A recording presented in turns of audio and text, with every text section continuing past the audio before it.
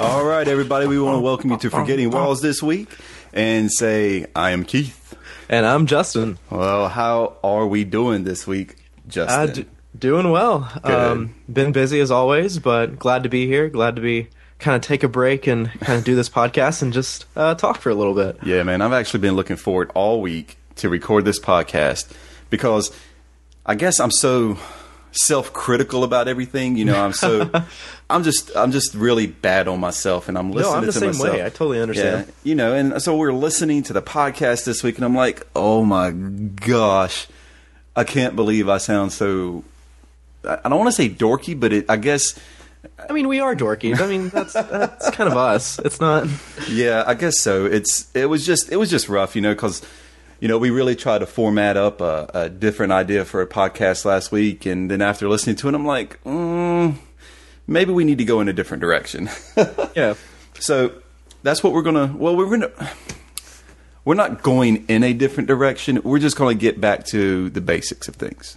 Oh yeah. You know, so maybe this week what we'll see is us just trying to focus on forgetting walls and not trying to be SNL. You know, so. We'll see how that works out, right? Yeah. So we're trying not to like force anything to be funny and just be ourselves. Yeah. And sometimes we're funny, and most of the time we're not really. Yeah. So.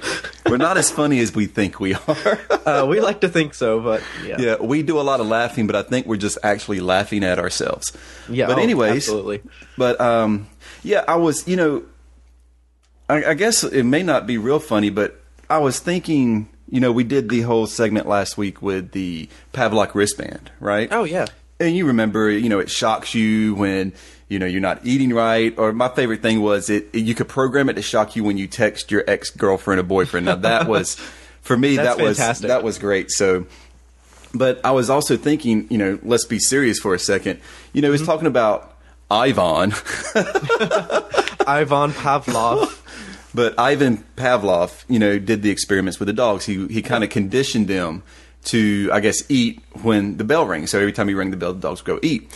Right. And I was thinking, you know, I was having breakfast with Andy and another friend this morning, and we got talking about, you know, like what we're doing here, and we were talking about forgetting walls, and I was like, you know, we're really trying, you know, sometimes we're trying to focus towards the people that are outside the walls, the people who aren't Christians, they don't go to church or whatever that may look like. But I feel like we're doing a lot of talking to those inside the church, to those people who are considering themselves Christians. I feel like we're really aiming a lot of, but it seems like we're focusing a lot of our discussion is really being aimed towards those in the church, those people who are on inside the walls, because I was thinking about that experiment that he was doing, the whole conditioning process, right. And how, you know, when you speak to somebody like in the Catholic Church or the Baptist Church or anywhere like that, you know, when you start opening up ideas of like grace and Christ and really reading the Bible for yourselves,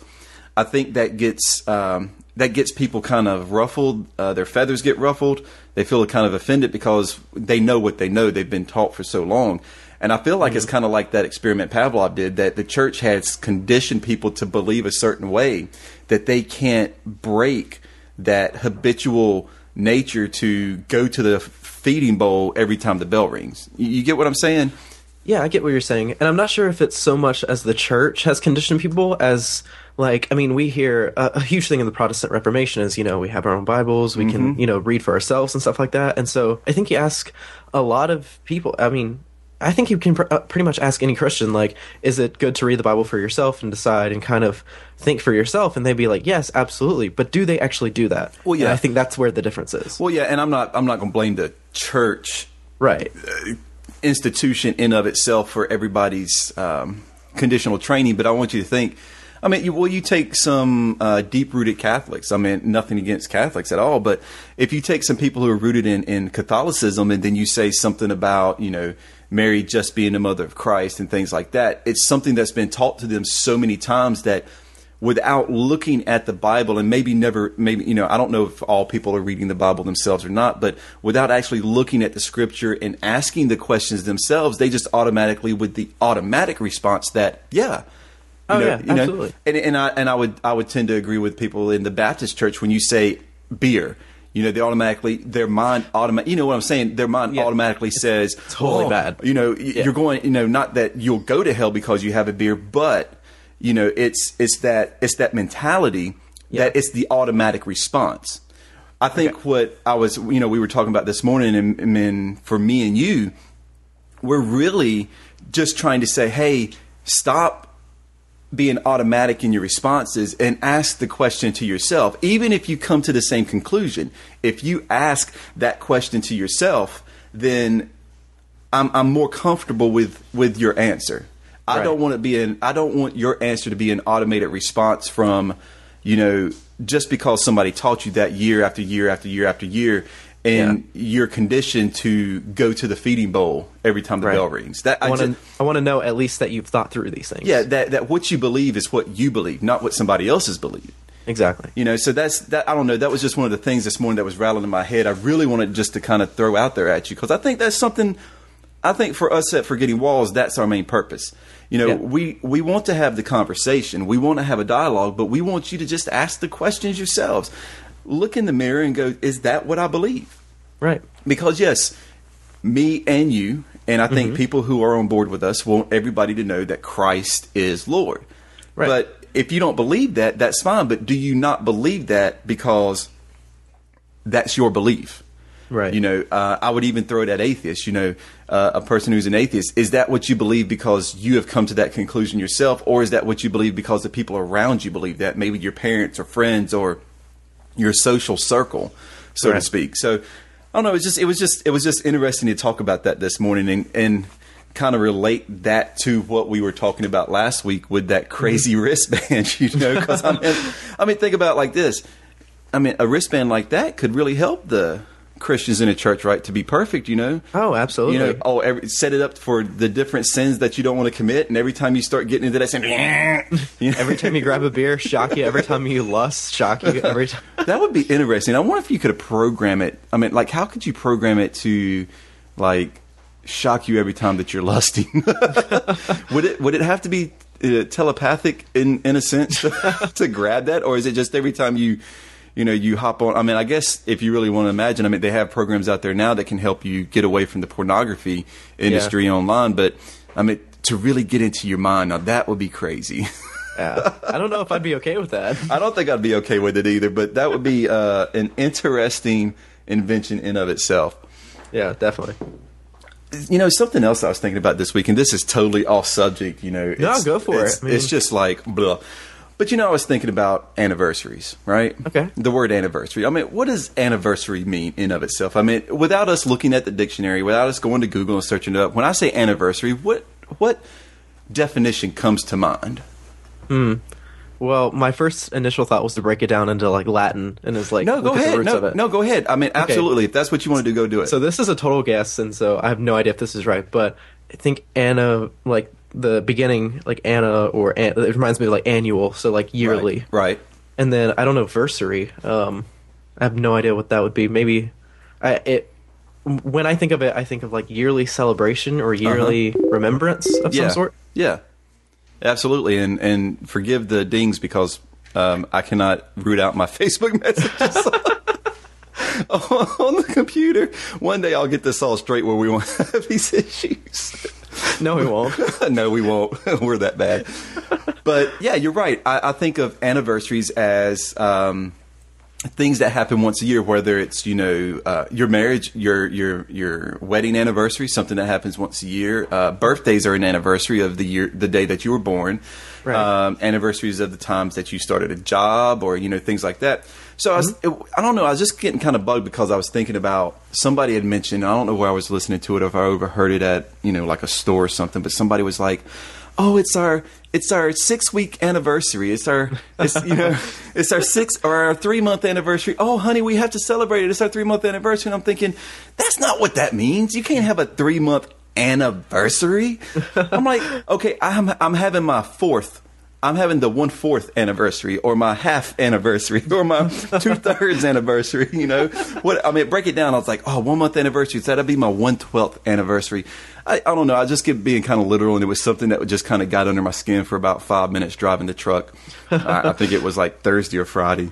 Yeah. But it was just one of those things. I'm like, man, but it goes to show how we don't pay attention to what words means. We'll take a word and we'll use it how we want it to mean. And I guess that's kind of going back to, like, we're asking people to really just look at, look at the Bible, look at the church, look at Christianity, look at it from your own perspective, but just don't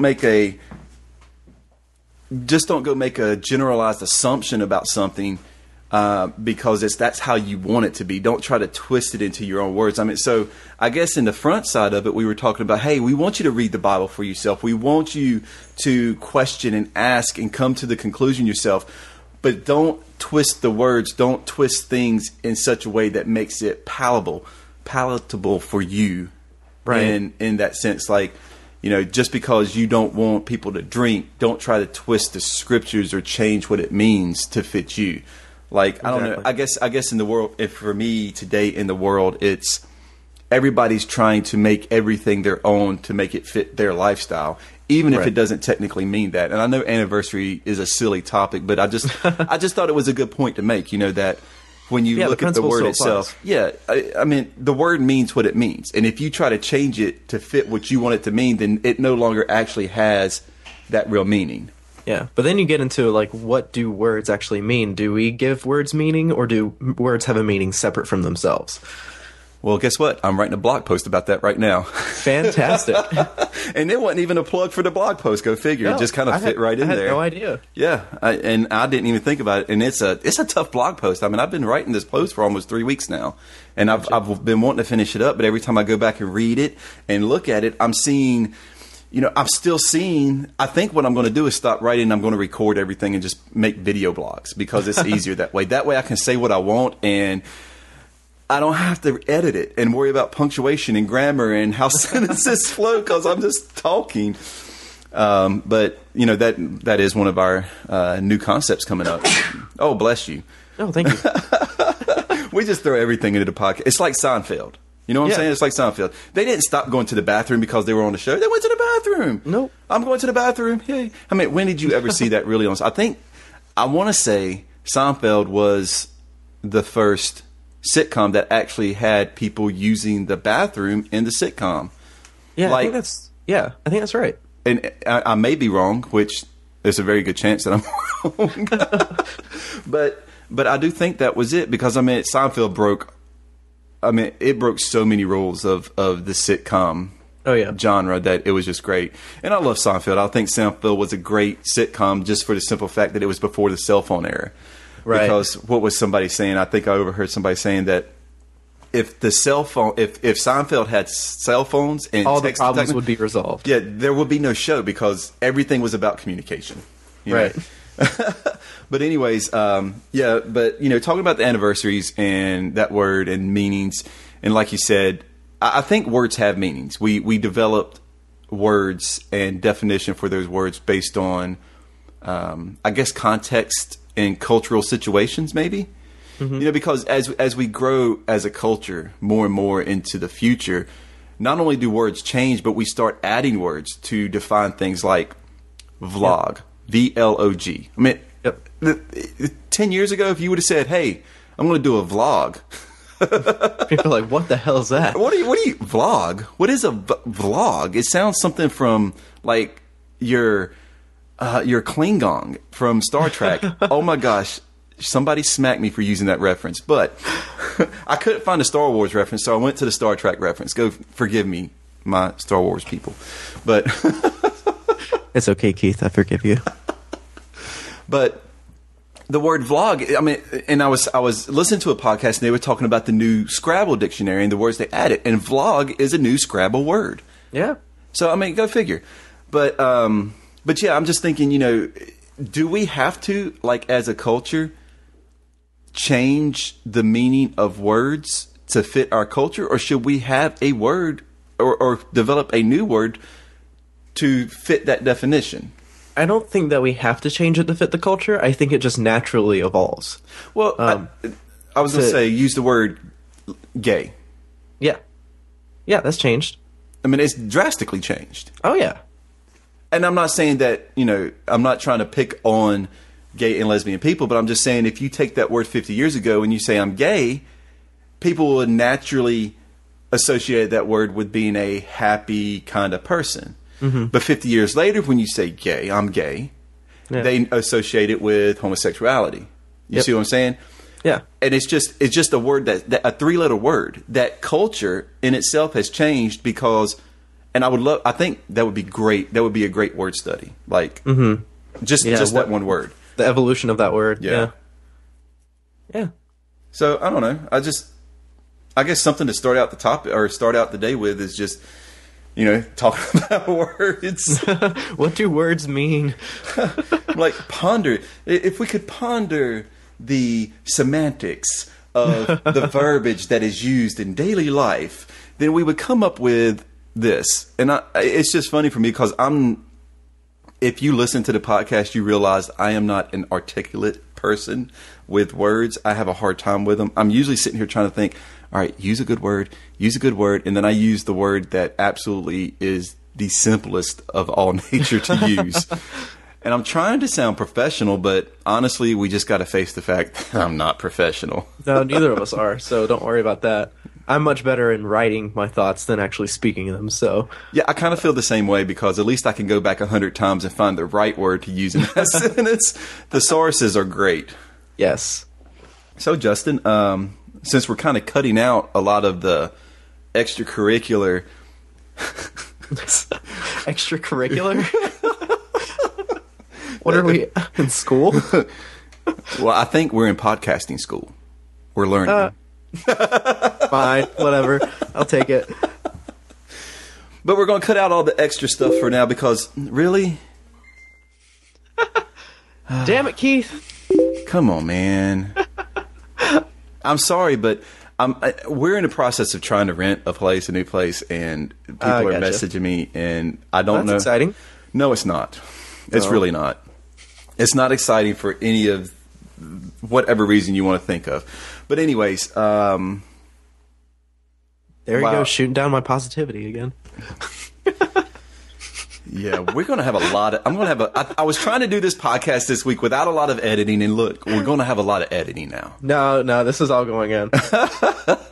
So when somebody listens to this podcast and they get to this point, they're going to go, did they do this on purpose?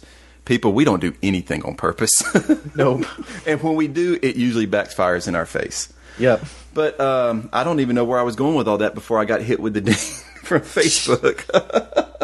Oh, man. I just completely lost my train of thought this week. But anyways, what I was saying was... Yeah. See, people, this is just us having a conversation. So, yeah, we figured that, we would just kind of get rid of the extra stuff for now and kind of focus on, our meat potatoes. We're going to still continue with the but the B-list movie section with the Forgetting Fables because we really like watching movies. And we just want to throw that in. And this week, I'm telling you, we have a great movie for you. We're not going to give it away yet, but we'll talk to you about it afterwards. But it has an amazing soundtrack. The soundtrack is probably one of the greatest soundtrack from the 80s. I don't care what anybody says. You can find a soundtrack. You can find a score. Empire Strike Back had a great score. Jaws. Oof. Was Jaws? No, Jaws was the 70s, right? But Jaws wasn't a B-list movie. But when it comes to B-list movies, one of the greatest soundtracks by one of the greatest bands of all time, just bar none. So stay tuned for that, absolutely, after the meat and potatoes section. But this week, we're going to kind of follow up with not the same concept, but a basis of the concept that we talked about last week, just in a kind of similar principle underlining both Right. discussions that we had both last week and this week. Yeah, and if you was listening to the podcast last week, you did hear us talk about. I was going to spend a little time talking about, I guess, having faith in the military. And the funny thing is that I guess Justin, let's go ahead and call it. We're going to go ahead and go into our meat and potatoes section of the week. All right, let's do it. We probably can spend a lot of time here because Justin's, if you've listened to the podcast, Justin is in college. Yeah. Justin, you're 21 now. Yep. And when I was 21, I had already served 3 years in the military by that point. A legit 3 years. And I have been called up to go to Saudi Arabia. We started to fly there, but we didn't go. We got called back, which is, I'm not going to lie to you. I don't know if I was ready for that, but I was prepared to go. I don't know if my mind was ready for that at that age, but I was a soldier in the military, and I'm like, I'm going to fight, which Nice. I was a signal communications person. Yeah. So people go, well, you weren't going to do anything. I was actually the guys who went before everybody to set up communications for the mechanized infantry and infantry units to start moving out. Now, we didn't go before the SEALs or Special Forces or anything, but our job was to set up remote communications for people to get their logistics and their comms back and forth from their base camps to their forward sites. So it was pretty dangerous. Our life expectancy when I went in the military, they would give you and I know it's like, it may be over exaggerated just a bit, but they would say, this is your life expectancy once you hit the field in wartime situations. And ours was like 31.7 seconds. So I'm like, that just doesn't make me feel good. I'll hit the ground. And because we were big antennas and, once we were set up in the field, the technology that people have to deal with you is kind of good on their side too. And they could have taken us out. But anyways, let's not get too heavy into the logistics of the military. But yeah, I served 11 and a half, 12 years, between 11 and 12 years, depending on how you rate it's kind of difficult. It's just how I went in and how I came out. Yeah. In my mind, I was a career soldier, Mm-hmm. Gotcha. When I went in, I wasn't, I couldn't even tell you why I really entered the Army except for the fact that I didn't think there was anywhere else for me to go.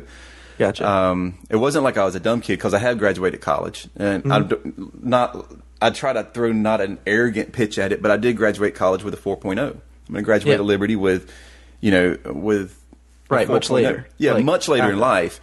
Right. So it wasn't like I was trying to not go to college. It was just I didn't know what to do with my life, and I was a junior in high school, and I guess this is a lot maybe to play in the fact that I didn't have any direction.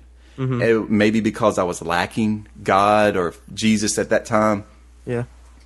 So it was my only choice I thought I had was, I talked to a Navy recruiter and I was like, heck no, I love my brothers in arms in the Navy. I think what they do is amazing. How they deal with what they do with being over on the boats as much as they are. I just couldn't do it. It was just, I don't know. For me, it felt like too much isolation. So naturally, I ended up going with an Army recruiter, mainly because the recruiter I had was so good at lying. No dig on Army recruiters. I know a bunch of guys. I have a lot of friends who were recruiters in the Army. But we all know what we do in the Army when we recruit. We'll tell a guy anything we can. It's changed a lot today, but man, he had me hook, line, and sinker, and Gotcha. I really needed, I think in back of my mind, even at that point in my life, I think God may have been moving in my life where I didn't know it. And that sounds hokey for some people to hear, but I think somewhere in the back of my mind, I needed some type of structure and direction in my life. Mm-hmm. So that was it. The Army was it. And I went in when I actually joined and signed the paperwork when I was 17. Wow. I was a junior in high school at that time. And I didn't get to do what the guys do now. They go to basic training between their junior and senior year of high school. So they get basic training out the way. I didn't get to do that. Gotcha. So when I graduated high school, I had like 3 months. And then in September of 2000, oh, wow, that would be crazy. September of 19. I was about to say, wow. 2000. September of 1993, I joined No, I take that back. September of 1992. I can't even remember my dates. I actually entered basic training, and I wasn't a Christian. Yeah. But I guess to move into maybe we can just, I'm giving you a little history. Right. And I guess I give you a little history because I can start with the faith walk. I mean, everybody that's listened to the podcast or that knows me knows that I wasn't a Christian as a youth, and I wasn't a Christian until after I had entered the military. Mm-hmm. So I didn't go in with a faith. I didn't go in with knowing God or anything like that. I was just a human being living life, I guess, to that moment to the best of my ability. Yeah. And so at this point, were you like, did you just not believe? Were you like atheist or agnostic, or just didn't care either way? Well, I think I think the question, it's a good question, but it's hard to answer because oh, yeah, absolutely. I mean, I say I never went to church as a kid, but I was in a church here and there. I didn't go to church like you went to church with your parents. Your parents went to church. They was kind of regular in a church where my parents didn't go to church. My dad, absolutely not. My mom only went like on Easters. I remember going on Easters a couple times. Maybe Christmas. I think there was a point where I think some cousins went to church and I may have went with them. I don't remember any church experience. Let's just put it like this. My mind with church is not there. I don't know if it was just the experience was so bad that I had to block it from my memory or it just was so unimportant in my life that it didn't matter. But when you talk about what I believed, I didn't have this label. I'm an atheist or I'm an agnostic. Yeah. I didn't have a label because it wasn't that I didn't care either. Right. There was no knowledge. For me, God wasn't a real thing because nobody, I don't know if I spoke about it when I was in our introduction episode, in episode 1, but nobody spoke to me about God. There was no witnessing. Mm-hmm. There was no invitations to church. There was no, hey, this is Jesus Christ, our Lord and Savior. Matter of fact, church was so foreign to me, I didn't even know it really existed. I didn't know it was a thing. I didn't know going to church every Sunday was an actual thing. I just thought it was a building that was there that kind of people did weddings and funerals at, and I didn't even know what church was about. I didn't know like preachers and youth ministries and none of that. And I know it sounds strange to say that I'm sitting here today. And the funny thing is I went to school with a lot of people who did the youth group, did the Sunday morning churches, and there was never a point in my life where anybody ever spoke to me about that. So entering the military, it wasn't like I knew about church or about God like most people today do. I couldn't even argue against the existence of a God because to me... It was just something so foreign to you. Well, yeah, it's like I hear atheists and they argue, well, there is no God, there is no God. For me, there was legitimately no God because there was no knowledge that there was this concept or an idea of a God. Right. So it was for me when I entered, it was literally me as a human being with no knowledge of God. Mm. Now, when I got to the military, one of the first things and the funny thing is, it's one of the first things you get when you're in, they give you like one of the little Gideon's New Testament Bibles. Yeah. And I'd read through it because when I was bored, I mean, like part of my testimony in my life is that I do remember getting on a bus in the 4th grade. Mm-hmm. Which, wow, this goes way back. But when I was in the 4th grade, they used to bring this bus out. And now that I remember, it was a church bus. And they get all the kids. And I don't even know why I went on the bus. I think because I wanted to get out of class. It was my time. I can't even believe they did this. They actually brought a bus on school grounds and brought people from the church that would, I guess, preach or give lessons to the kids. I don't remember it. Oh, wow. The only reason I remember it is because I remember I got a Bible, one whole King James Bible from them. Yeah. And the lady said, most people don't read this whole book, but I challenge you to. And at that time I was a reader, man. I was a reader. So I read the Bible as a 4th grader. I mean, can you imagine my thought process of trying to get through that book? I can't even imagine. Grader? Yeah. I thought there's a lot of good stories in the Bible. Let me go ahead. If you're not a Christian or you are a Christian and you haven't read the Bible, hey, read it for enjoyment. That there are some crazy stories in that thing. I mean, oh yeah, absolutely. I mean, that's why we can make movies like Noah and Moses or Exodus from those stories because even if the book doesn't bring out the full drama that we see in the movies, they're still good stories. Yeah, the Israelites were really good at bringing out that like this really powerful narrative and storytelling, and being able to really invest and really have deep insight into human nature. So Yeah. it's fascinating, even to study just as literature, like I do here at App, studying it as literature. It's still immensely interesting. Yeah, but, trying to move out of fourth grade here, but I did read it when I was not a Christian, but it wasn't because I had a concept of God or had any knowledge of God. It was just a book. And like I said, I like to read. I was a reader as a kid. I mean, I remember, and I'm going even further back when, when my mom and dad moved back from Texas and they moved to North Carolina, they was putting me into the kindergarten class there. Mm-hmm. And I remember my mom always told me, we went in and told the teacher 3 things. He hates to color and he hates to draw, but he loves to read and he loves to do math. So you can already tell at my young age of like 5 years old, my mind had already drawn to the side of analytical and scientific at that point. Less creative. Right. Way less creative. I hated to color, and coloring inside the lines, you might as well forget it. But going back to the military, so I always remembered, I didn't understand why, because like on Sunday mornings during the basic training, we didn't have any scheduled training exercises on Sunday. Sunday was our day off. So right. Monday through Saturday, we did everything. But on Sunday, it was nothing. We could sleep in. Guys went to church. They would get on the bus and they'd go to church. Me, I would just sit in my wall locker. And the drill sergeants didn't know, but I had a CD player hid up under my little 3-drawer chest that I could listen to music on Sundays, because that was my thing. Music has always been my thing.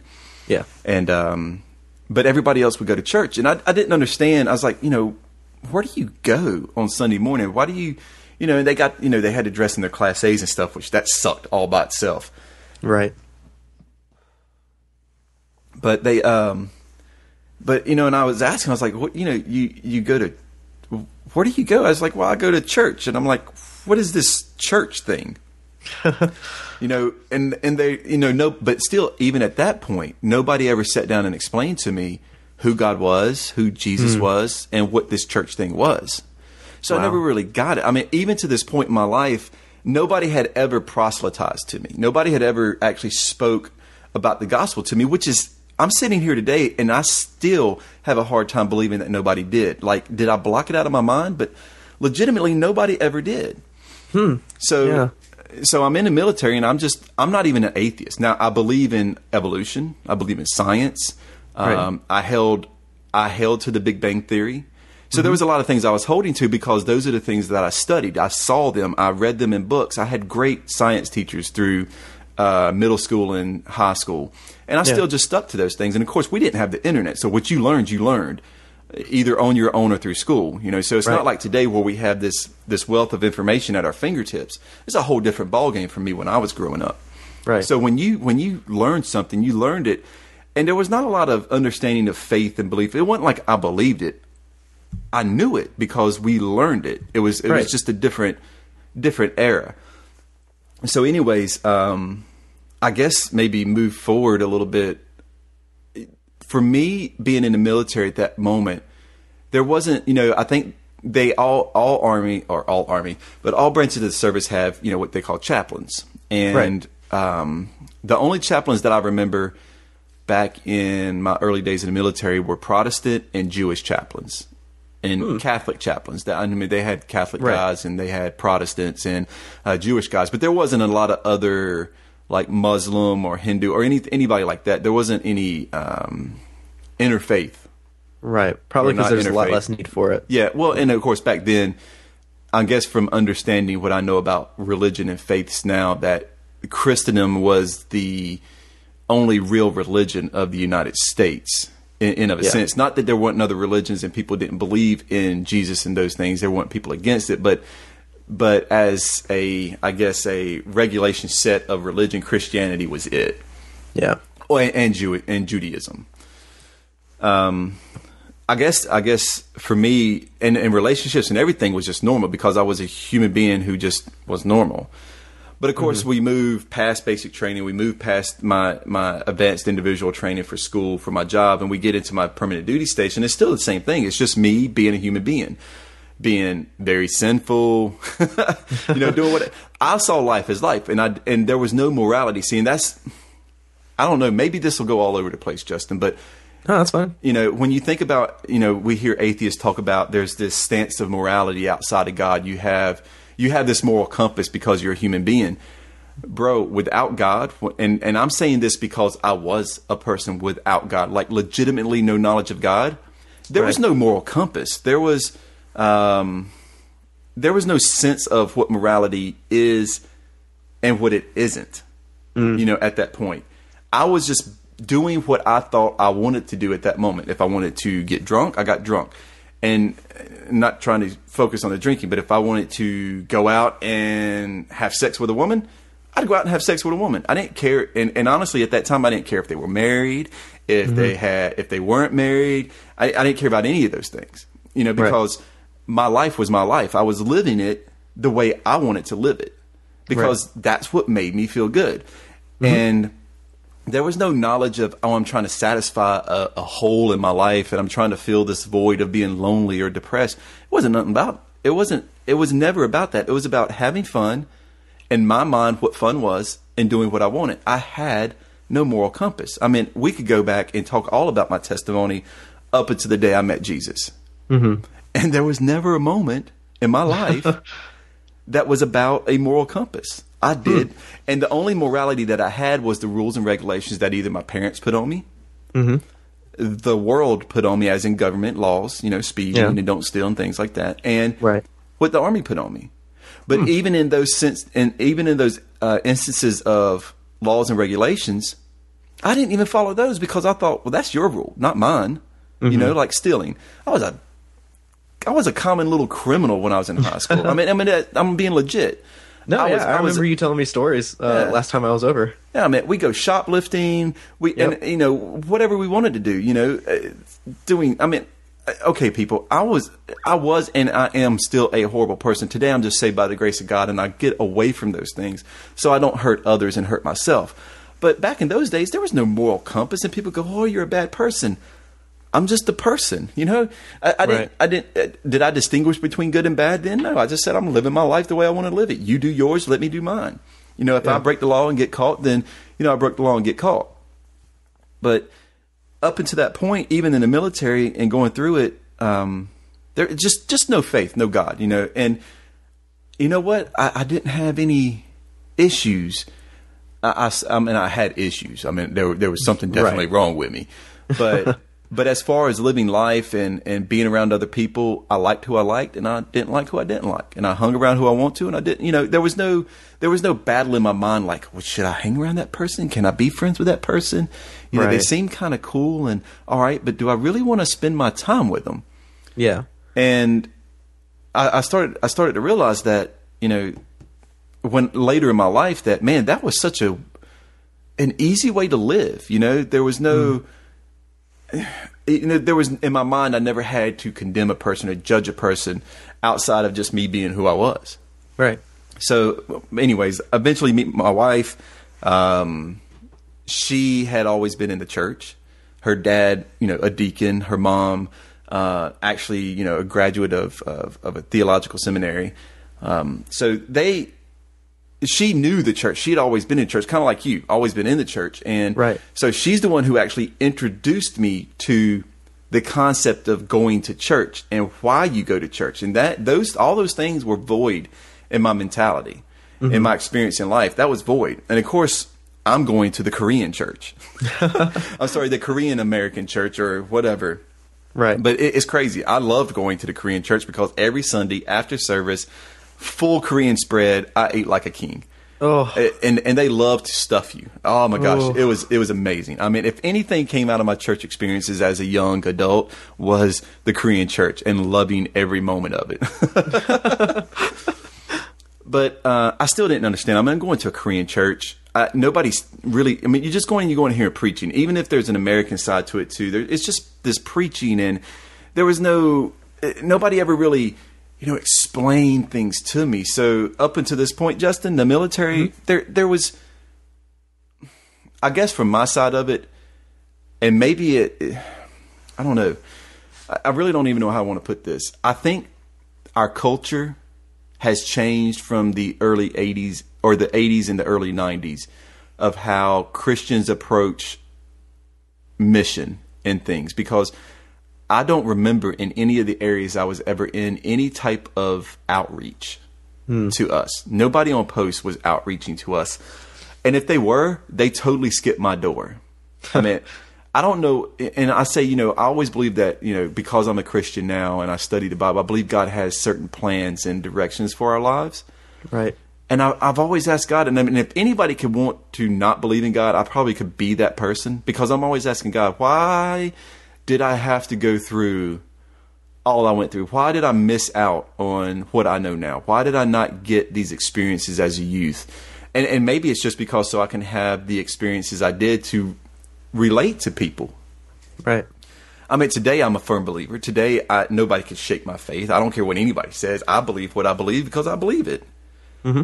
But I don't know. Anyways, I had a small break in the military. And up until that point in the military, I had lived the life I wanted to live, the way I wanted to live, and I got married. I went to church. I went to church with my father-in-law. I went to church with my mother-in-law. I went to church with my wife. And it wasn't every Sunday by no means.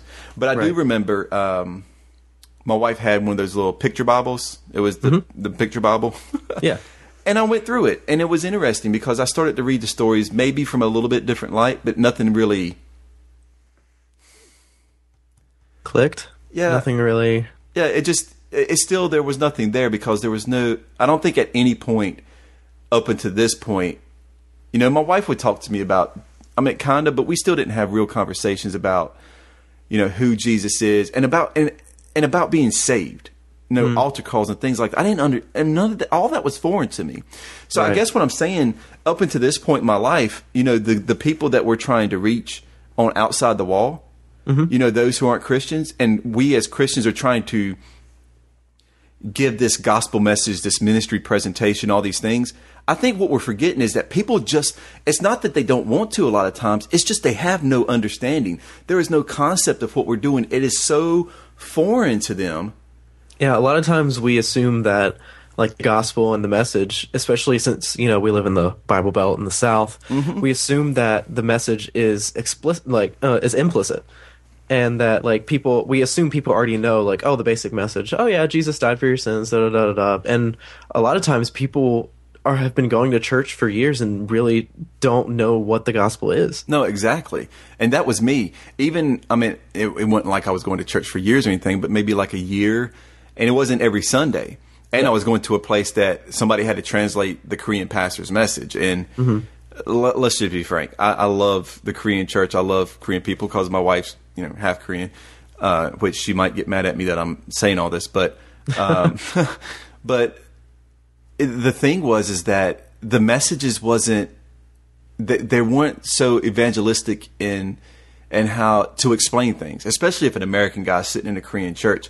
Right. Everything that they're doing goes way over their head. And it's unless you have a concept of Christ and a concept of Christianity and some understanding, you're not going to get it. And I think it's not just Korean churches. I think American churches are as easy to blame about saying what they're saying in a pulpit for people not to understand what's going on. Yeah. And I think, like you said, people just assume that everybody understands this message. They just that everyone's on the same page. Yeah. Honestly, everybody is not on the same page. I think everyone's on a different page, I would argue. Yeah, and it's not just because and I think the other misconception or understanding that Christians have is that they're on a different page because they want to be on a different page, that they're against me. Man, they're not against you. As a guy who wasn't a Christian before I knew Christ, I wasn't against Christians. I just didn't know what a Christian was. I didn't know what I didn't know what or who Jesus was. I didn't know God and church and all these things. Those things were as foreign to me as Islam is to somebody who's not Islamic. But all the inner workings. If I was to say, okay, there is an alien race, okay, that is coming down to Earth, and they're going to coexist with us, okay? Mm-hmm. The knowledge that we would have of that aliens race culture and how they live and work and all the things that they do, that's how foreign to me Christianity was at that moment. You see what I'm saying? And I think that's the only analogy I can make because it's something that's so foreign that nobody could absolutely understand. Right. So to that point in my life, it was just, it was like one big, even when I look back, the concept of Christianity is just one big blur, one big, gray line that nobody can really understand. Well, I couldn't understand. Right. So, I'm just like basically telling my story through the military because was my early part of my life. But, I did. So you had a break in the military. Yeah, I did have a break, and that's where I got saved. Okay. That's where my wandering lost. I found out who Christ was, and I accepted and surrendered my life to Him in a sense of saying, okay, here, Jesus, here I am. This is me. I know who you are now. I know what you did. I understand those concepts. Well, and I say I understood those concepts. I understood them well enough to realize that I needed Him. Right. And I couldn't do it on my own any longer. This life I'm supposed to live in Christ. There was the call, the Holy Spirit, for all the people who aren't Christians and listen to this, and we're trying to be very explanatory in what we're doing here. This is going to confuse you, but I came to a point in my life where God was what I wanted, and it was through Christ that I accepted that. Go ahead. Oh yeah. So one of my questions is was there a difference before the break and after the break? Like in terms of just interactions with other people in the military and kind of how things worked in your life in the military? There was when I went back in, and I'll say this, in my break while I was out of the military, being a Christian, there was noticeable differences. And it was real easy to have that different life because I was going to church every Sunday, every Wednesday night. I was surrounded by other Christians and less surrounded by those who weren't. And it was just that nature of being in the Bible Belt. But when I went back in the military, that holy huddle, we call it, the holy huddle of church Christians being around you kind of disappears because now you're being thrown back in the mix with everybody. People who were like me before and people who are like me after. And the relationships did change. I didn't change who I hung around because I still hung around people I wanted to hang around. Yeah. And I guess that was my life because I never had that Christian church life. So my life was still focused on being around the people who I thought liked me as a person and I liked as a person. So there was no judgment about you being a Christian and not being a Christian. Right. Now, I would say a lot of my habits changed, but they didn't because there's that process, of course, that we know as Christians as sanctification. Jesus does the work through you continually. So I thought I had changed drastically, but what I realized was the initial change happened and then I started to grow. But I noticed differences in relationships because I was drawn to more people who had faith. Right. And that was interesting. And I didn't understand that. Yeah. So, but dealing with your faith in the military is still different than dealing with your faith in, I guess, the regular world, because it still works different. I mean, there's still, you're not guaranteed to have your Sundays off to go to church. You're not guaranteed they guarantee you a worship service. Like even if you're in the field, you have the chance to go. But when you're in the field, you don't think about those things. You're working. And when you're a young Christian in the military, it is hard to live that life of being a Christian every day and giving yourself to Christ. And it was hard because I knew before I was a Christian, I had a platoon sergeant who was, and this dude was like on fire for Jesus. Gotcha. But the problem that I go back and remember this guy, the problem that he had was like we cussed. And he said, "You can't cuss. You better not say those words around me." And he would like drop us. Like I would say, a word and he would like, "Do push-ups. You're not supposed to say that in front of me." Duh! And I thought, man, every other word for me was a curse word. I mean, that was our language in the military. Right. And I'm not saying cursing is bad, this, that, or the other. Everybody has their beliefs about it. But the way we used words was as vulgar as they get. Like I turn movies off now when the movies are so vulgar because it's not that I don't care what they're saying. It's just that I want to hear some intelligence in my words. And in those days, there was no intelligence in my words. Right. But But I do remember him. But I remember him being this. I felt like he was hateful and he was mad all the time. And this dude was a Christian. And when I became to be a Christian, I kind of at points fell into that in my life. But I didn't want to be him, and I remembered him just because he would specifically say, I'm a Christian and you don't cuss around me and I don't do this and I'm so great and I'm so good. And there was this air of arrogance from him. And I'm like, I'm not that person. So my second stint in the military, well, when I was going through, having faith was a little bit different. It wasn't because I was actually, I found churches, but they were always off post. That was the one thing that was weird for me. I didn't know how to do. This is the time the military was changing into the equal state that it is now. Very politically correct. The equality between men and women. Right. Even though there was a don't ask, don't tell policy, homosexuality still wasn't considered a good thing in the military. You could actually still be discharged from the Army because of homosexuality at that point. So the equality movements were happening. Right. And the one big equality movement was the faith equality.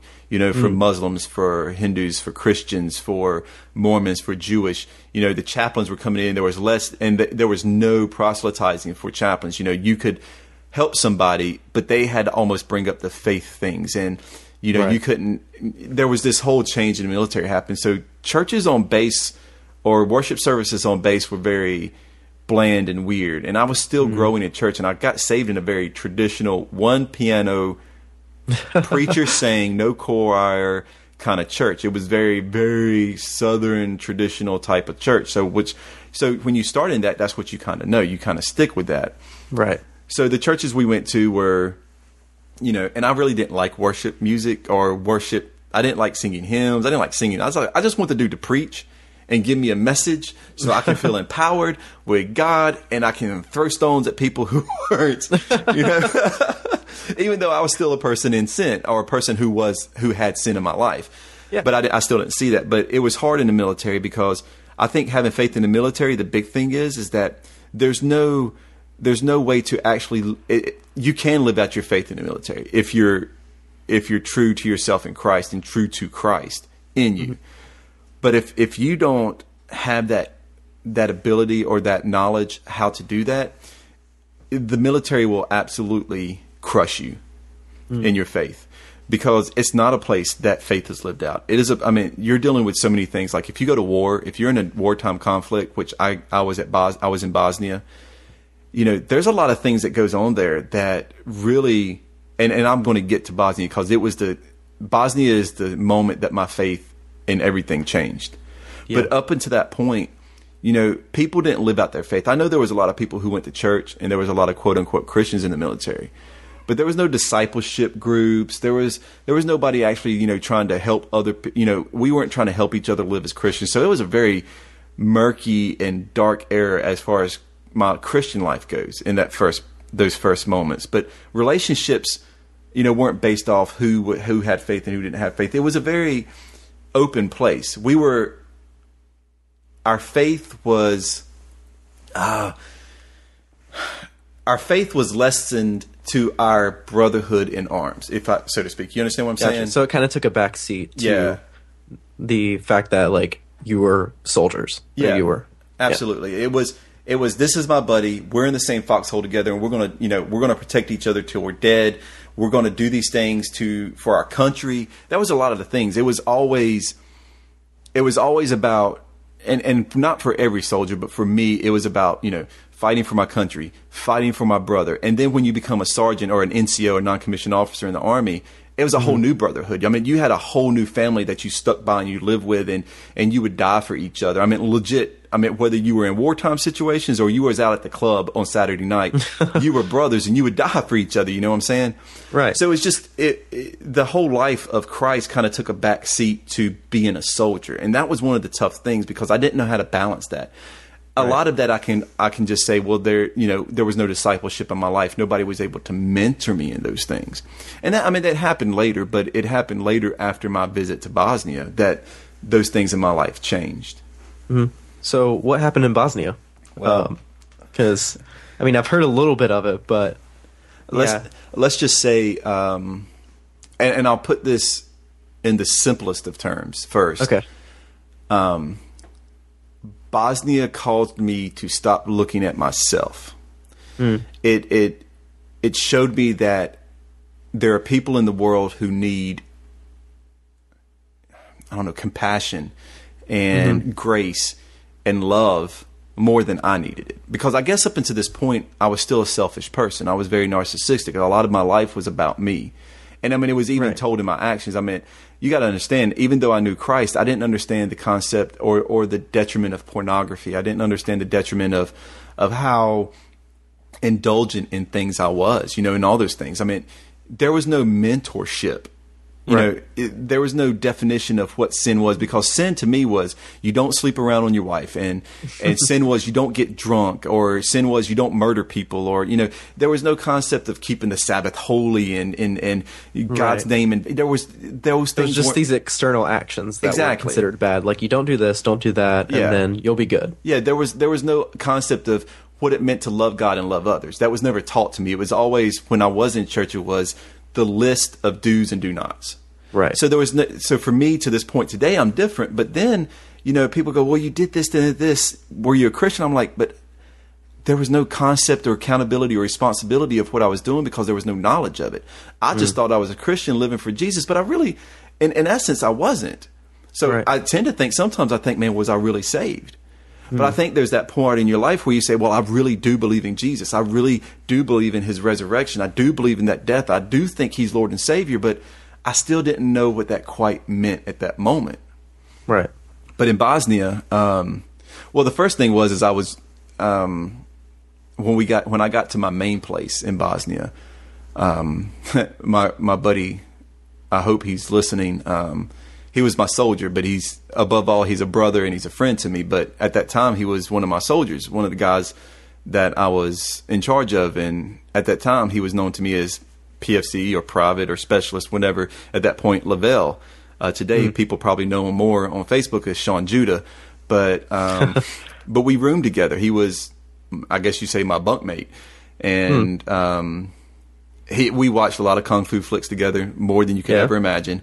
But we had a lot of talks about Jesus and the Bible, and I didn't know a lot, and he knew more than I did because he had always been in church and stuff. But we still lived a life that wasn't really Christian, so to speak.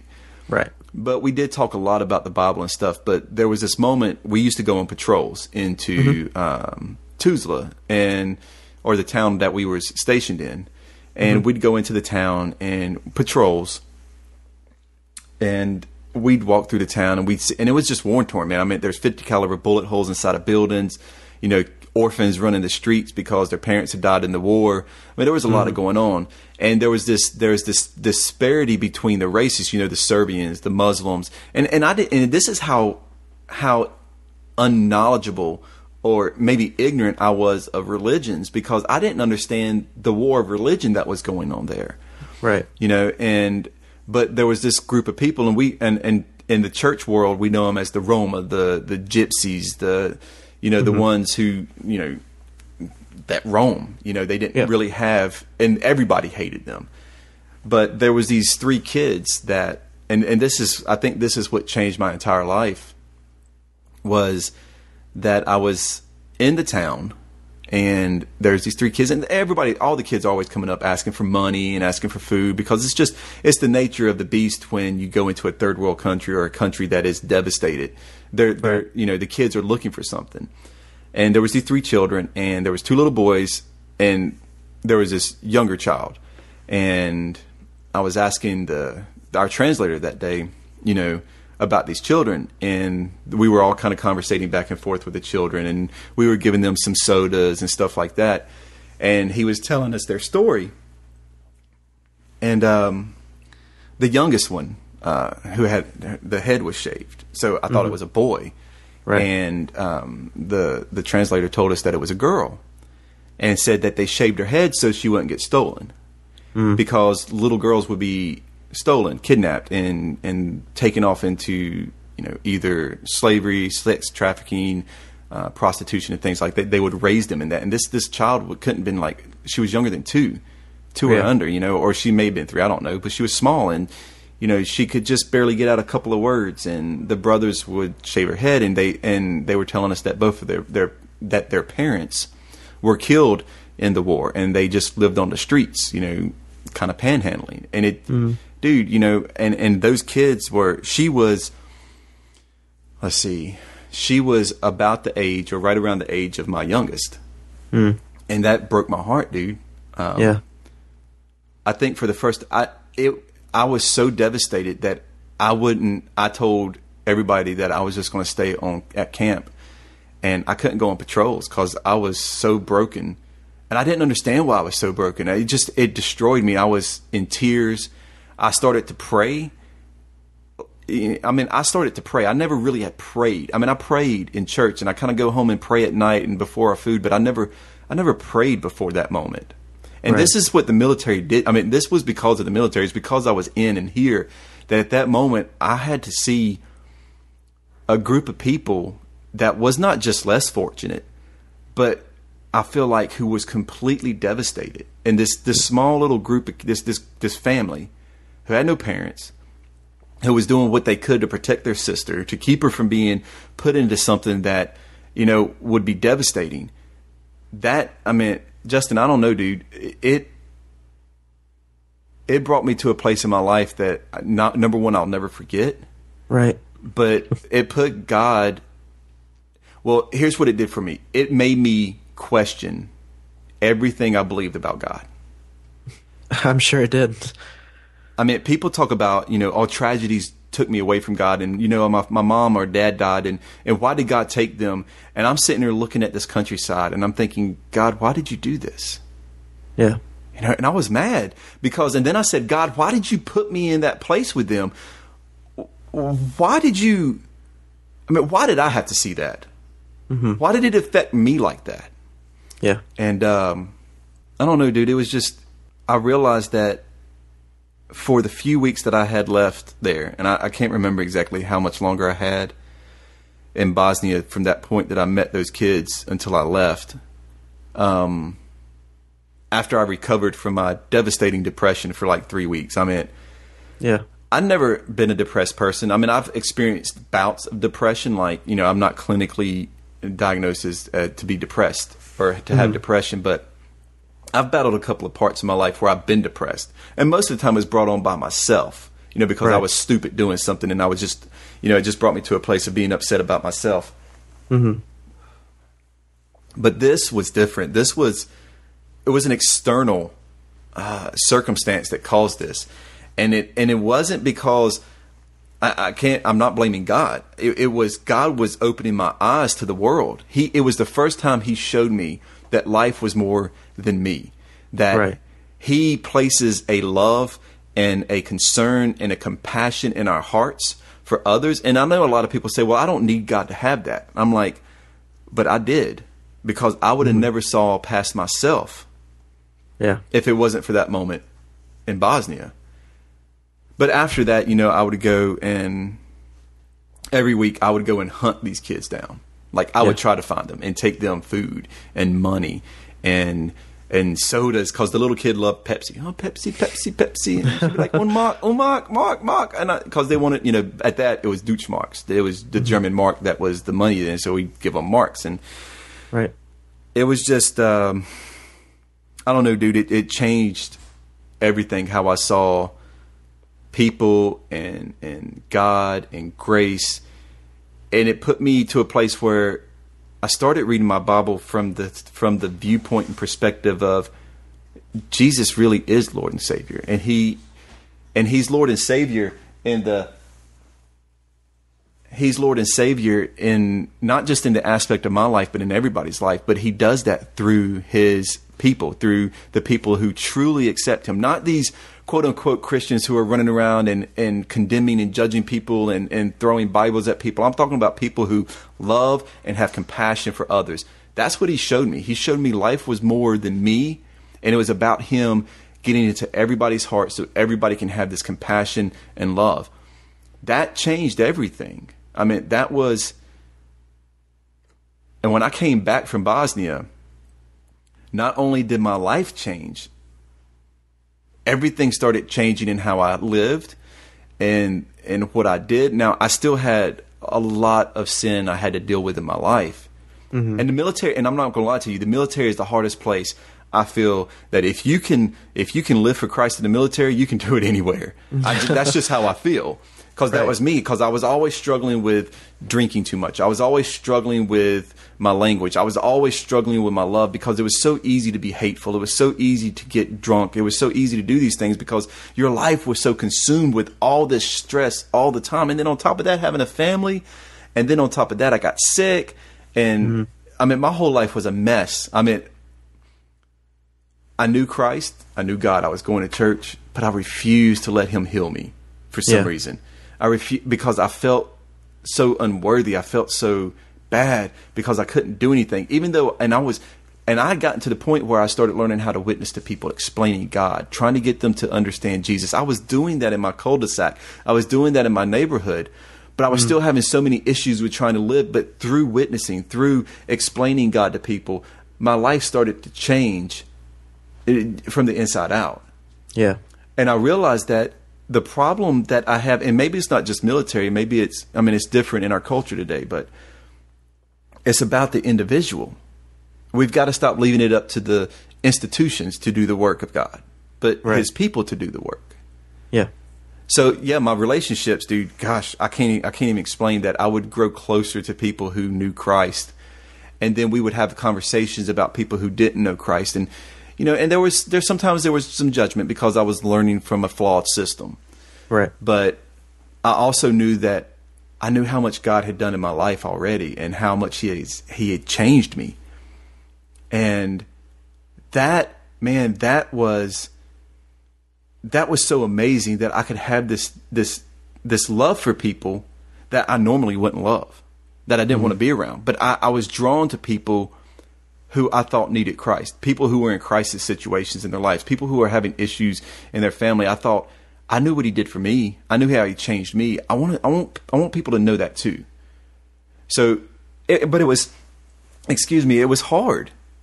It's hard to do that in a place that, doesn't want you to do that, because you don't proselytize in formation. You don't proselytize in the motor pool. You can do that in like one-on-one situations, but you can't go preach open air on a military base. That's not allowed. Right.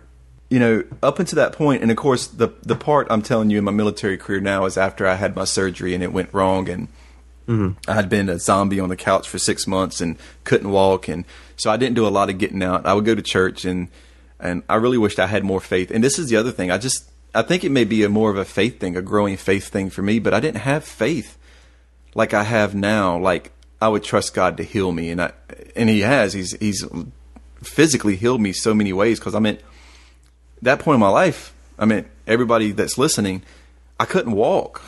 And when I did, I had to walk on a cane or have help. And, I didn't think I'd ever be right again. Yeah. But, eventually he healed me, but it was still tough, and you deal with things in the military that you can't explain. You deal with, when you're a Christian in the military, you have to ask yourself more questions, I think, than anywhere else in life. When I got the pictures, cause I was sick, a lot of my units, and in this transition, I'll tell you, I went from Fort Stewart, Georgia to Fort Riley, Kansas. And my units that I was with in Fort Stewart, that I've been there for like 3.5 years with, I went to Bosnia with, a lot of my friends, a lot of people I knew, people went over, and we got these pictures of one of our, some guys I knew, one of their campsites had been bombed or hit with a missile or something. I don't know what happened, but like all the shelters were destroyed. People were hurt. I think even some people had passed in that instance. And you ask yourself questions like, God, what's going on? Why are we there? Why are you allowing this to happen for people I know to die? And, those things were tough. And then you go, well, and then you start looking at yourself from the inside. It's like, God, I should have been there. God, why did you not allow me to be there? Because if I was there, maybe I could have protected somebody, and you start asking yourself, or you start asking God and yourself all these questions, and you start struggling in your faith again, because unlike, where you're at college and you're dealing with, people who aren't Christians, and you're dealing with, knowledge, and like we talked about last week, how Right. knowledge and the questions and the debates and the arguments and all those things wear on your faith. Where in the military, it's like you're always asking God, why God, why God, why God does these things happen? God, why am I here doing this? Why do I experience this? God, why am I pointing my weapon at this person, preparing to kill this person? How does that sit? All these things go through your mind. I mean, I know guys after the military. I'm a friend with a guy who was a sniper in the military, and him coming to know Christ, man, you talking about one of the hardest situations I've ever seen somebody trying to deal with he killed hundreds of people in war. And he has to find some way between him and God to live and find forgiveness for that. Those things aren't easy. Matter of fact, not easy is too light of a phrase. It is so extreme in our hearts and our minds. And I literally thank God that I never actually had to kill someone, because I don't know how I'd live with that. I could tell you how I could live with that before I was a Christian. I wouldn't have cared. Yeah. I mean, I was trained to shoot people, and I didn't have no problem to shoot a person if I had to before I was a Christian. But then knowing life, knowing God, knowing the sanctity of what life is, that totally changes things. So there's so much that goes in. People take for granted that those guys and girls that serve our country, that protect our freedom, have to go through this, especially if they're Christians. I mean, we know, me and you both have people that are in the military. Matter of fact, a few of the guys who are in youth group with you are in the military today. One of them has been to Afghanistan.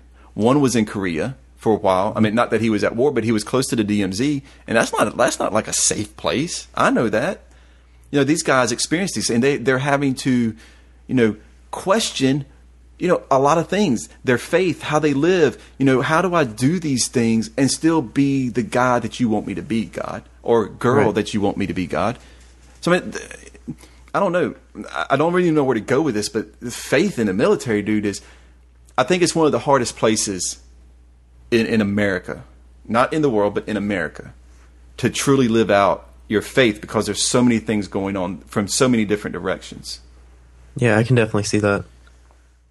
It's, but I mean, when I did end my career, I did end it because I was medically discharged, and I did have faith, and I came home, and that's when, let's just say, the world of Christianity became a place I didn't understand.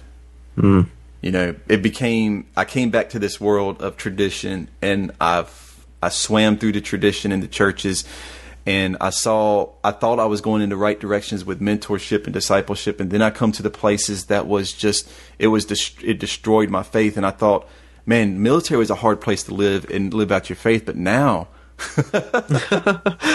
it's a totally whole new ball game, and what am I supposed to do now? Right. So I don't know. Gosh, what else can I say about faith in the military? Any questions? You got? Oh, geez, it's so much. Go ahead. I'm open for whatever. Gosh. Yeah. So, do you think those experiences that you had in the military, even though it made you doubt your faith and made you question your faith, do you think that in the long run it helped you? And yeah, I mean, that's such a good question, because I think of those moments I was questioning my faith, and I may want to clarify that. I really wasn't questioning my faith. I was questioning a God. I was kind of questioning God, because I knew he was real. Gotcha. And I didn't doubt that he was real. I wasn't like, there can't be a God because this is going on. Just what kind of God he was. Well, yeah, I guess more along the lines of, God, why did you choose me to be here? Because I felt, at that point I was reading my Bible, and I was trying to study things, and we're not going to get into the break in the period where I was out in the military about how my faith developed there, but I was to the place that I knew God, I knew Jesus. I wasn't doubting my faith, but I think what it did, it wasn't a negative effect like what you're saying. It was very positive, because I knew that I believed in him. I knew that he was real. I just didn't understand the process that I was going through and why we went through things. So asking those questions, not doubting my faith, but doubting that, I don't think doubt's a good word. I wasn't doubting that he was real. I was kind of doubting that this relationship with him was not what I thought it was. Okay. That if you're this God and I'm here and I'm supposed to be loving people and I'm starting to understand that, what does that really mean? I think what it did more along the lines is it caused me to question the relationship. What Gotcha. does this relationship between me and you mean? Because I saw people, reverence for God and we're going to worship him. We're going to come to church on Sunday mornings. And I'm like, okay, God, so I did all that. But what does this mean? This is different. This is not church on Sunday morning. This is not, Bible study on Wednesday night. This is not singing a few songs and having the cracker and grape juice communion. This is this is real life. And what does this relationship with you mean when it's real life? Right. And it caused me to see things differently. It caused me to see people differently. That was a big determining factor, was seeing people differently in that situation. But to answer your question, it was a very positive thing. It was something that, I don't know, it was just, it was the catalyst to cause me to grow in my faith. Gotcha. Yeah, I think we've covered a lot. Yeah, we did. So, I guess,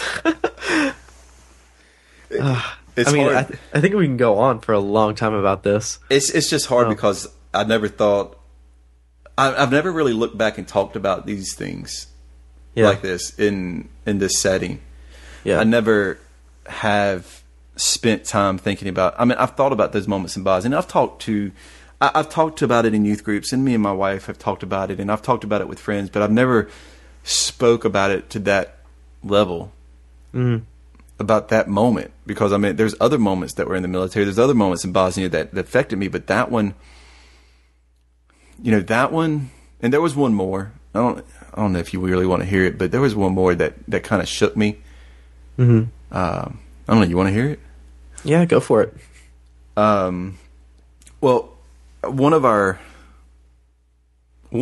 patrol routes that we drove past this huge soccer field. Okay. And not that I saw the actual outcome of what happened, but I drove by it every day, and we saw something going on, but it had rained, like murderous rain, for a couple of days, I think almost a week, and they had this big ordeal going on at this field, and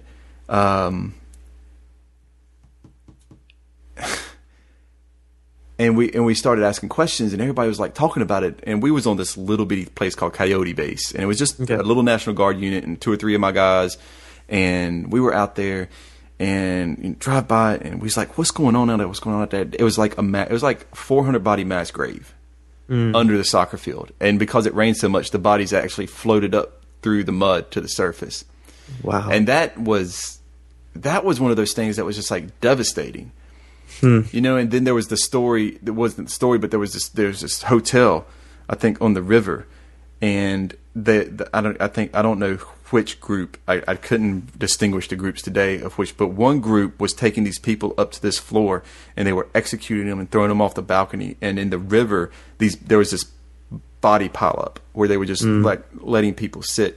And those things really shook me. They didn't shake my faith. They shook me in how do I deal with this with Christ, Right.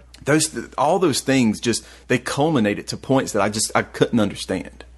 So, but now that I look back and I can look at those things from a different perspective, I think those things having me question, having me ask, like legitimately going to God and saying, God, show me some type of explanation or answer. Not that he actually did, and I'm not saying he didn't. I'm just saying it wasn't like he opened the internet page and said, "This is what I'm doing," so you can see. But it made me tackle my faith in him in a whole different perspective, which unfortunately, after coming out of the military and being in a few institutional churches, kind of erased that for a while. And not all of them that I was in, but just a couple. They hurt my faith on questioning God and asking God questions, which is okay, right. People, we can ask God questions. Yeah, I think he's big enough to come on. God's handle us. Yeah, God's plenty big enough to handle the little questions that we have or big questions that we have. But, Yeah, I mean, so yeah, I spent a little bit. I spent a lot of time talking. Sorry, Justin. Oh no, it's fine. I mean, that's the point, is you talk about your experiences. And I mean, I for one, I think I can speak for everyone that's listening, but I for one, thank you for sharing this. It really means a lot that we can hear from you and hear from your experiences and be able to listen and grow from that. And also, just want, always thank you for your service, to our country. Yeah. So. Yeah, and since we're speaking about service, let's just not forget the guys and girls who are around the world doing what they're doing.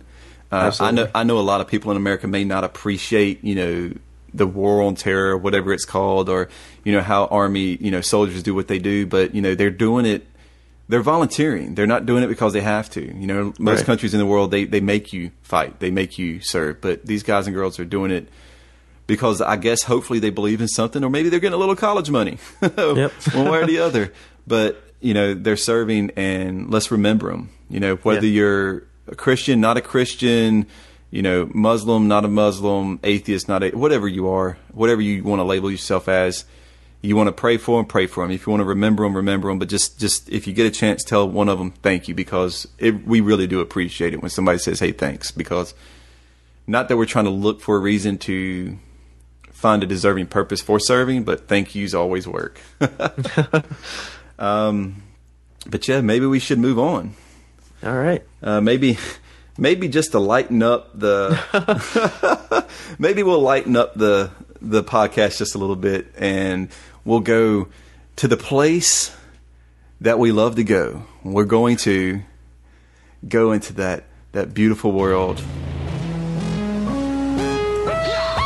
Wait for it. Welcome to Forgotten Fables. Yeah. The reason we do this is to resurrect the B-list movies. So great. We'll get that little bit down at some point. Yeah, I've got to get out of some of that was started to get me a little depressed there, talking about all that stuff from the past. It's all right. I mean, it's good.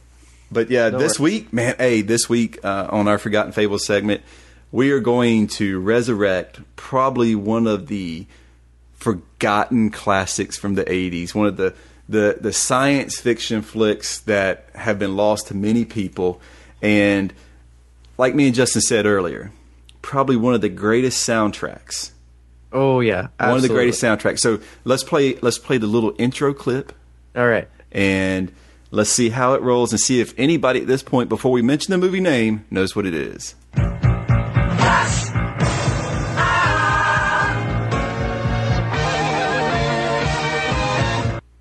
Oh, I love it. Oh, so good. If you don't recognize that clip, that is Flash Gordon, the 1980 remake. Flash Gordon. Flash Gordon was a comic book. There was a 1936, 38 version of it. Yeah, but 38. Yeah. I might be wrong, though. But Flash Gordon, 1936, or I still said 36, 1980 version was absolutely one of the most... I don't know if... Okay, so Queen did the soundtrack. They performed all the music for the soundtrack. That was my favorite. It was just so good. It was just one of those things that absolutely just sets everything apart. We call it a B movie. We call it one of the B-list movies, and it is kind of a B-list movie. The quality of it's kind of hokey. Some of the special effects, all of the special effects are a little hokey. But what can you expect? I mean, come on. But hey, it gets an 81% on Rotten Tomatoes. Really? Yeah. That's impressive. It's really impressive. And the great thing about this movie is that you don't have to have, I don't know, you don't have to really be interested in science fiction, because I think it's got a pretty decent plot. Yeah. You don't have to be interested in, like, if you're an action adventure person, it's got action adventure. If you're one of the romance people, it's got a little love triangle going on there. I mean, there's got some good things going on in this movie. I'm trying to get back to pulling up some my information. I lost all my information on this movie. Oh no! Yeah, so I'm like, I was so worried about the meat and potatoes of our section today that I completely lost my train of thought when it came to our Flash Gordon segment. But yeah. Yeah, it was a good movie. I mean, it was very cheesy, and it's very like the costumes and everything, and it's just like, but it's sort of it's a fun movie to watch. Yeah, and let's remember, we talked about oh my gosh, we talked about I can't remember from week to week, but we talked about. Come on, Justin. Last week we talked about last week. Yeah, that was Masters of the Universe. Masters of the Gosh, you see where I'm going? Okay, so Masters.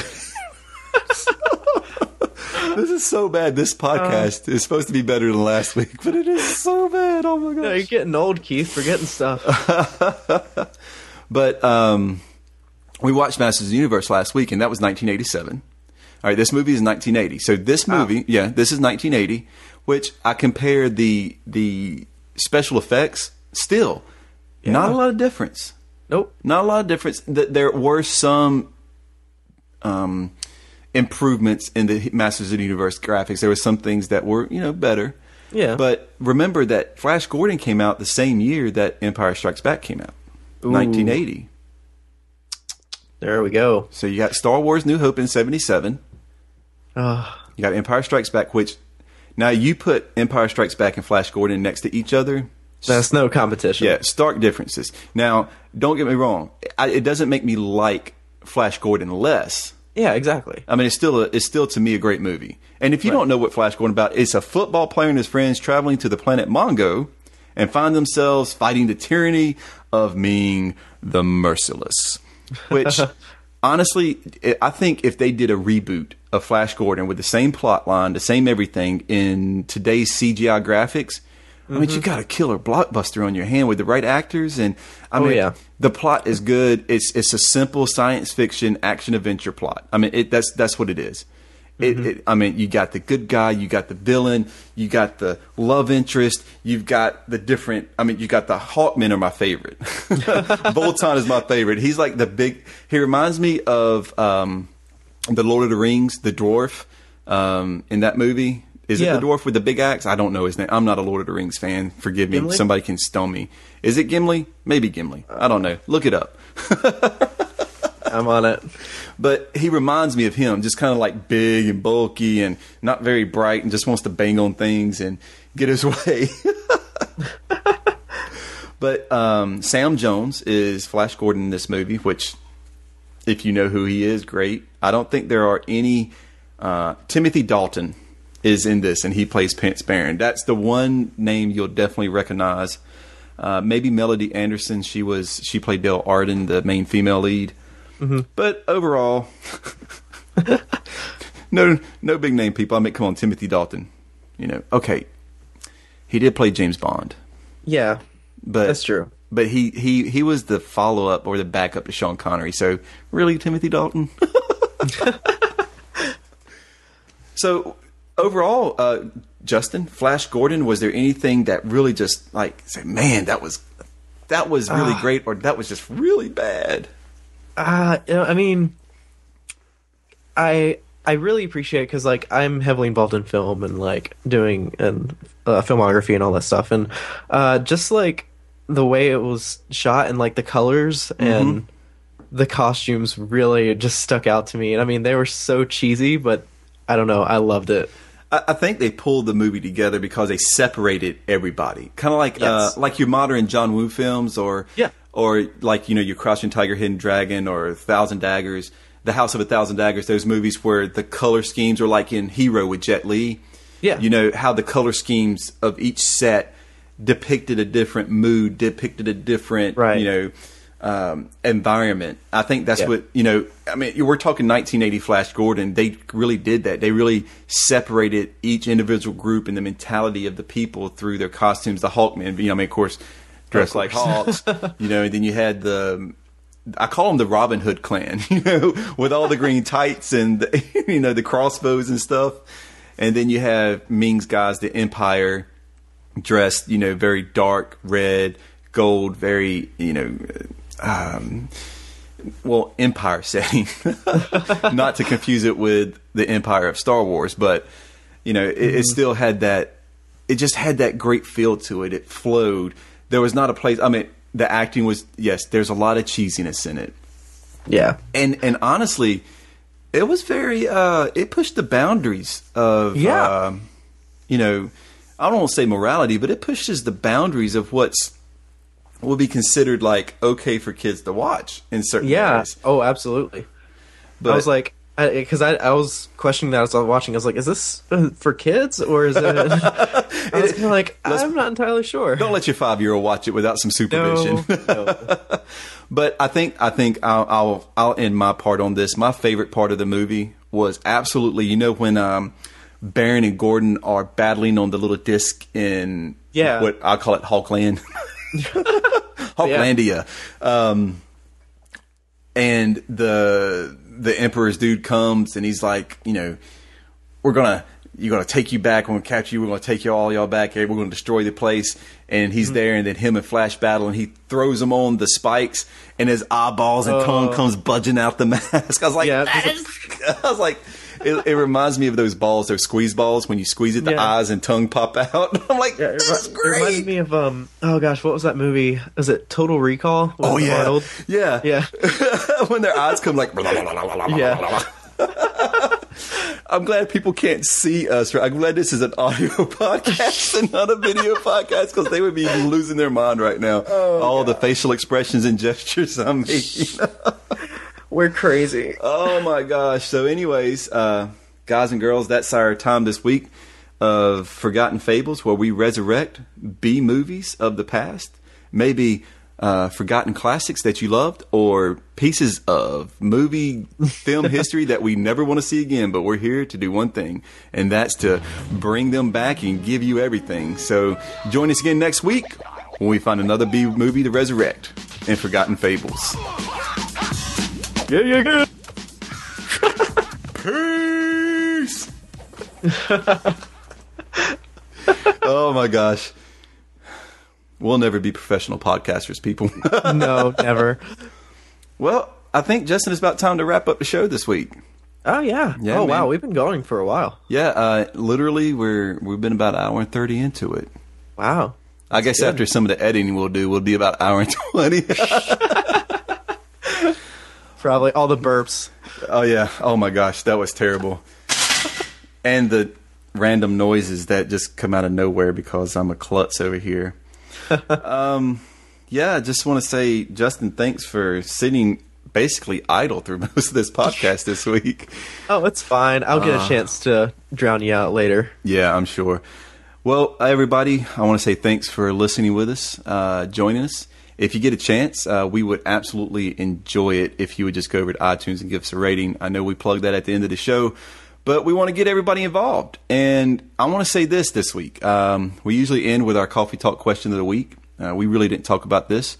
But if you would like to interact with us, give us a little feedback about what's going on with the show, that'd be great. But I want to end with this week. And instead of the Coffee Talk question of the week, I just want to get a Coffee Talk comment of the week. We'd like to ask you to give us a little feedback on how you think or what maybe be the hardest place to live out your faith is if you're a Christian.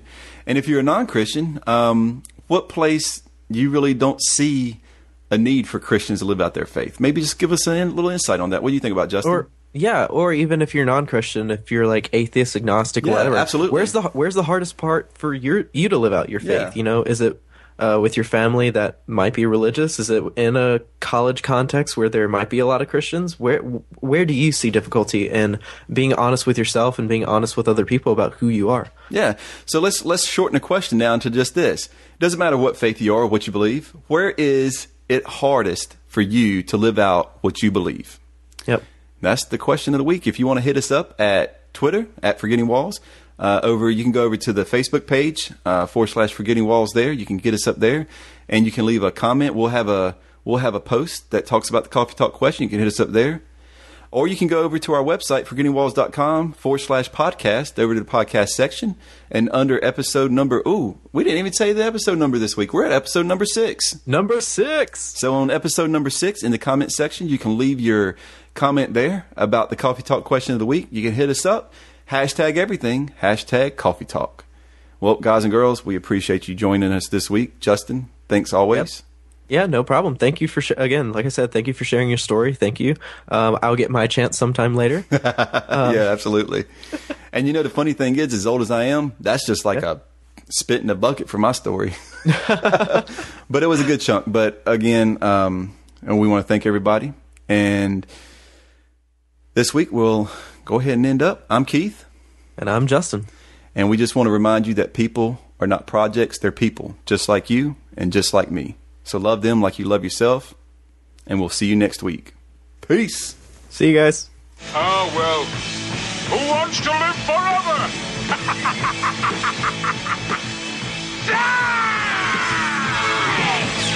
Thank you for listening to the Forgetting Walls podcast.